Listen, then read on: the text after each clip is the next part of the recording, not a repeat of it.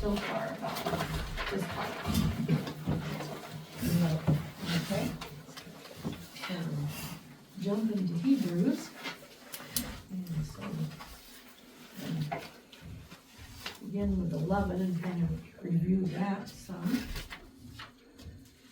And once again, I found Warren Wiersbe's comments in his commentary very helpful in structuring what we find in Hebrews chapter 11. So I'm going to be quoting from him quite a bit. And recall that this is actually where we began this class last fall when we started Hebrews, because it was a good way to review Genesis, because so many of the people from Genesis are mentioned as heroes of faith here. But anyway, we're going to review it again now briefly, because we want to pick up the flow of thought that the writer of Hebrews had. He's been urging the people, encouraging them not to give up on their faith, not to try to go back to their old Jewish, practices to get out of persecution, but instead to persevere during difficult times. And he's been building up to this discussion on faith. And why is that? Well, because it takes faith to remain faithful during hard times. And so now he's going to be really emphasizing faith and how it acts in our lives. So Hebrews 11, 1-22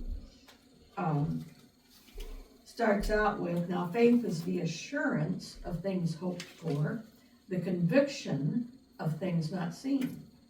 For by it the people of old received their commendation. By faith we understand that the universe was created by the word of God, so that what is seen was not made out of things that are visible. And then it goes on and starts talking about people, Abel and Enoch and Noah and all these people. Okay, well, my Discovery Bible also was helpful. It shows us what the writer of Hebrews was emphasizing strongly in those first 2 verses of chapter 11. And they're the words that are in red: assurance, conviction, and gaining approval, or commendation as our ESV has it. So the 3 phrases in red were the things that he emphasized the most as he was writing this. And the word assurance, that first one, literally means to stand under or support. It's like a girder or like your foundation for a house. It's what enables the house to stand, or a bridge, or whatever you're building that you don't want to fall down. And he says faith is that for us. That's what enables us to stand. So as Wiersbe says, faith is to a Christian what a foundation is to a house. It gives confidence and assurance that he will stand. When a believer has faith, it's God's way of giving him confidence and assurance that what is promised will be experienced. And Wiersbe also noted that true Bible faith is confident obedience to God's word in spite of circumstances and in spite of consequences. There's a children's song that expresses this teaching very well. Are you familiar with this little song? Mm-hmm. Obedience is the very best way to show that you believe. Doing exactly what the Lord commands, doing it happily. Action is the key, do it immediately. The joy you will receive. Obedience is the very best way to show that you believe. O-B-E-D-I-E-N-C-E.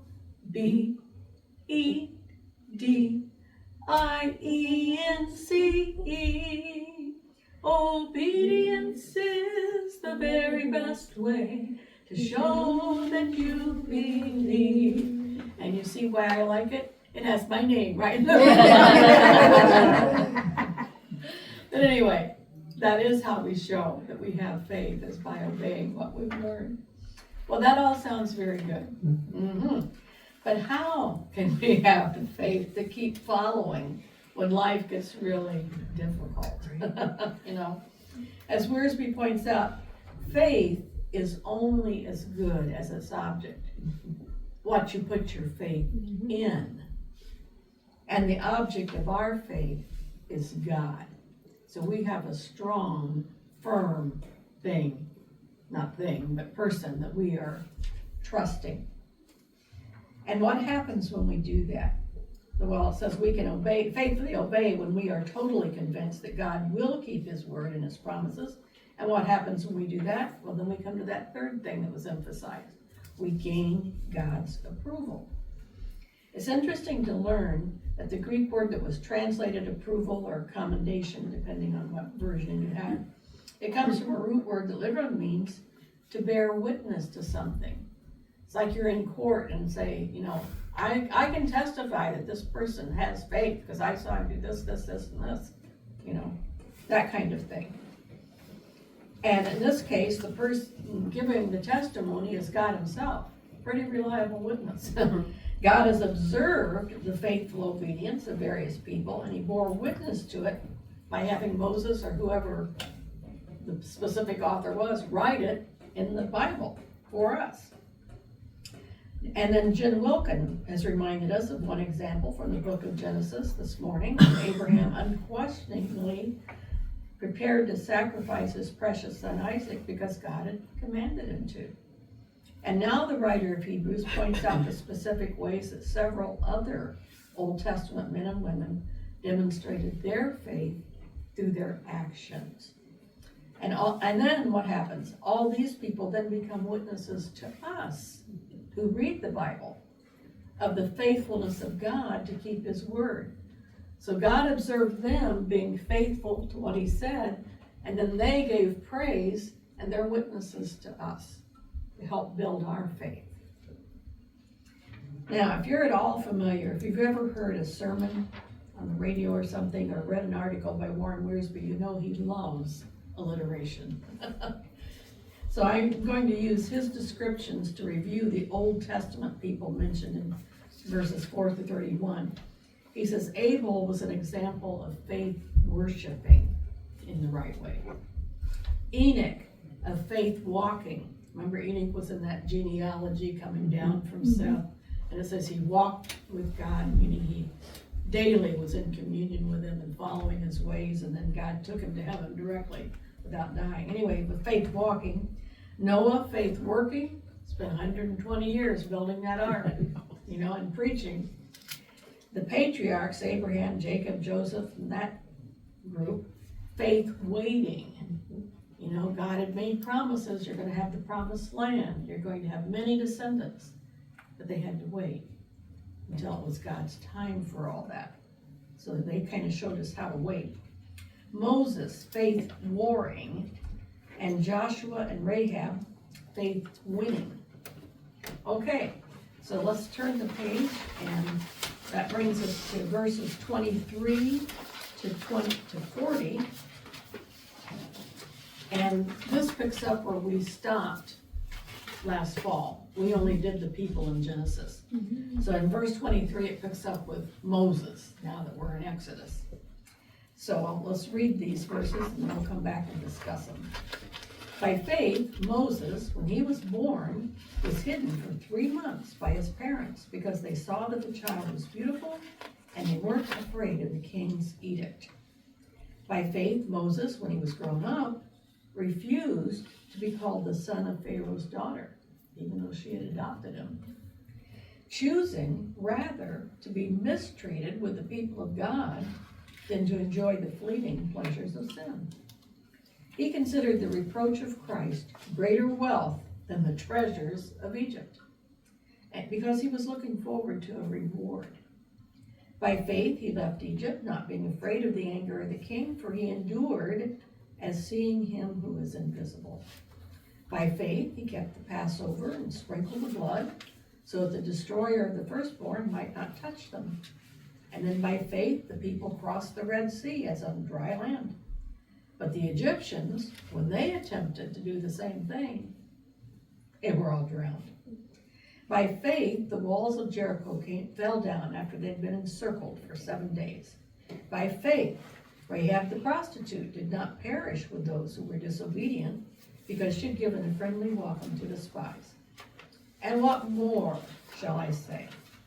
Time would fail me to tell of Gideon and Barak and Samson and Jephthah and David and Samuel, and all the prophets who through faith conquered kingdoms like David, enforced justice like Solomon did, obtained promises, stopped the mouths of lions like Daniel and the lions did, quenched the power of fire like the three Shadrach, Meshach, and Abednego thrown into the furnace, and God said, nope, you're not going to burn, you're mine. And so on and so on. They were made strong out of weakness. Women received back their dead by resurrection.